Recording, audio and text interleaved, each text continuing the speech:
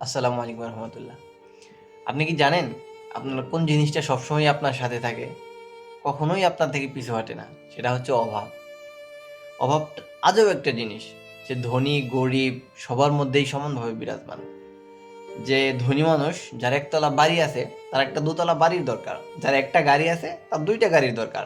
আর যে একটা গরিব, যার একটা ভাঙা ঘর আছে, তা ভালো একটা ঘরের দরকার। তো দিন শেষে অভাব কারো থেকে পিছু হটে না, সবার মধ্যেই অভাব থেকে যায়। যখন ছোট ছিলাম তখন শুধুমাত্র 1 টাকা 2 টাকা 5 টাকা 10 টাকার অভাব ছিল। 10 টাকা 20 টাকা তখন আমাদের কাছে অনেক বড় ব্যাপার ছিল।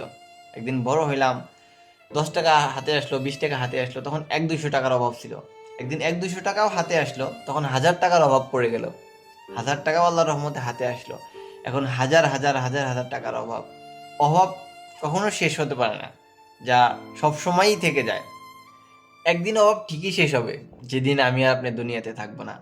এরপরেও কিছু না কিছুর একটা অভাব নিয়েই আমাকে আপনাকে মৃত্যুবরণ করতে হবে, বাট সেদিন যে জিনিসটার অভাব পড়বে সেটা হচ্ছে খাঁটি একটা ইমান।